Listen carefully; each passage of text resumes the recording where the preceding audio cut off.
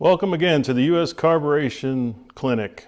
I am Dr. Hew, H-E-W, not like the other doctor that you may know about.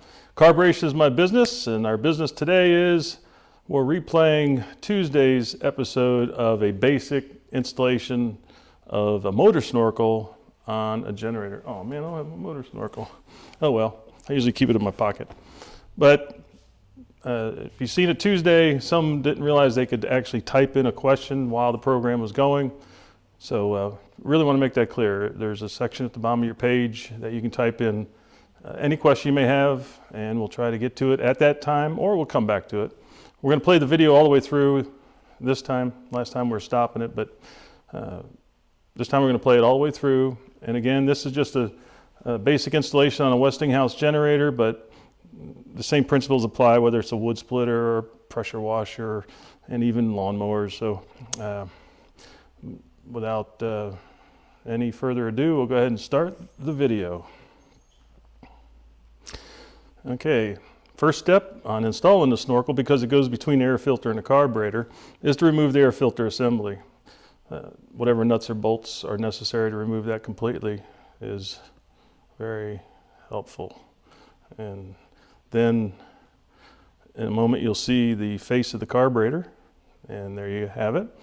And the motor snorkel just slips over the studs for the carburetor, and there's a probe at the tip of the snorkel that passes the choke plate. So the choke would be open, and then it's finished. You now reinstall the air filter. It's as simple as it is. And so the probe is made out of a special material that allows it to choke even on gasoline. So now it's ready to run on gasoline, propane, natural gas. This is technically a hybrid engine. Now, in order to run the engine, it requires what's called an engine regulator or demand regulator. You see the technicians using a template he has for the bolt holes. There's 2 1/4-inch holes that get put into the frame, and not the gas tank, of course. And hey, there you go, caution, do not drill through the gas tank.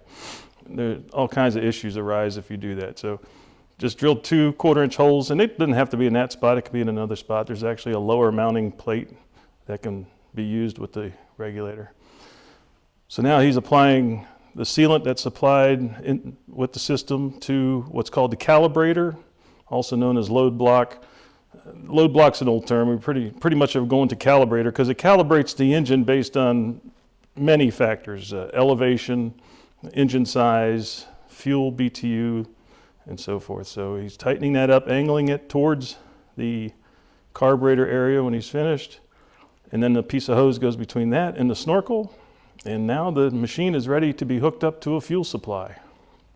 And in that case, it can be a 20-pound cylinder if you're using it portably, like a grill bottle, which has like a 5 gallons worth of fuel. The same machine can be disconnected from a grill bottle and connected to a natural gas system at home, which is the best. I mean, that's like an unlimited supply of natural gas. You can run months, technically. And the engines do actually last longer on alternative fuel.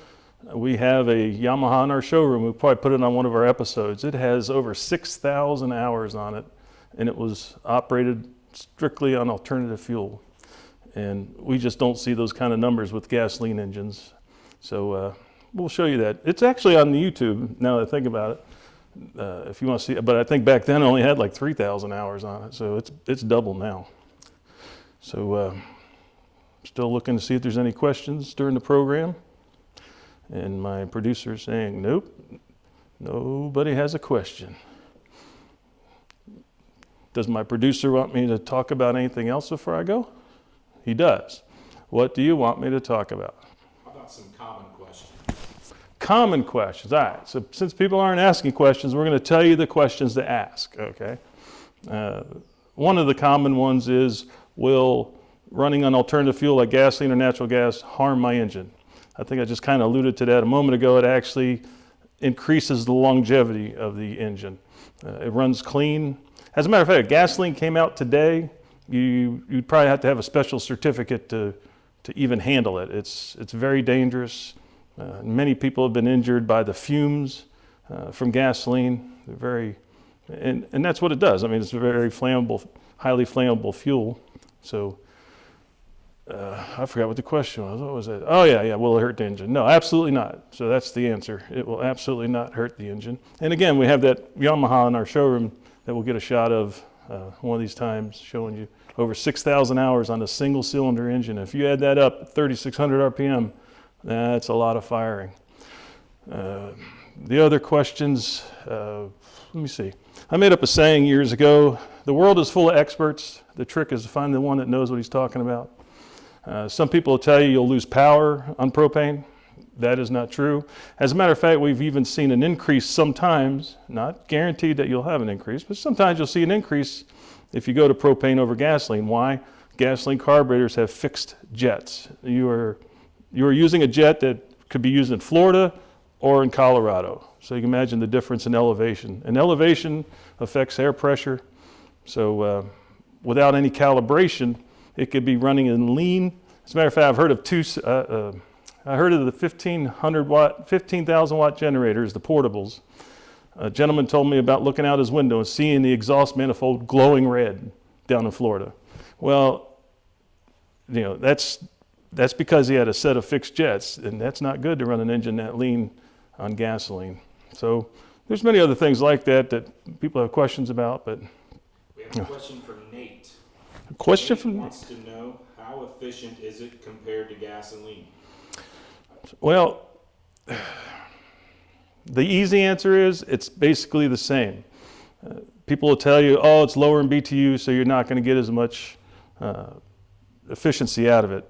That's not necessarily true. Again, like I mentioned, because you can calibrate the regulator to the engine, to the elevation, it really makes a difference in its performance. And we had load bank testing, because we have a load bank here at the lab, the clinic, where we can load bank a machine, and we've actually increased power over gasoline. As a matter of fact, I was working on one unit as a prototype, and I was trying to get the rated wattage out of it on propane. I was like, this is driving me nuts. I don't know why. Tried all kinds of configurations. Then it dawned on me, wait a minute, we never did the load bank testing on gasoline. So we went out and did the gasoline load bank test, and it was like 20% below what the propane was. So again, it's not guaranteed, but the simple answer is it's typically just as efficient and sometimes more. I hope that answered your question. Was it Nate? I hope that answered your question, Nate. There was a similar question from Voices of Appalachia, but I think you covered it. Oh, okay. Cool. So, I could show you I don't have any tricks to show you. He won't let me play. I got things I like to show people, but he won't let me. All right. I guess he says we're going to wrap it up, but we do appreciate you watching. And right now we have scheduled to do this every Tuesday and Thursday at 2 p.m.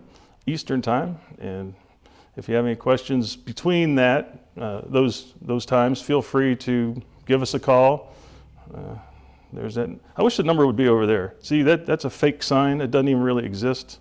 See that? I can put my hand behind. I was wishing the number would be over there. But anyway, it's down there. So there's a number if you need to call Monday through Friday. You can also email, of course, 24/7. That's on our website, motorsnorkel.com.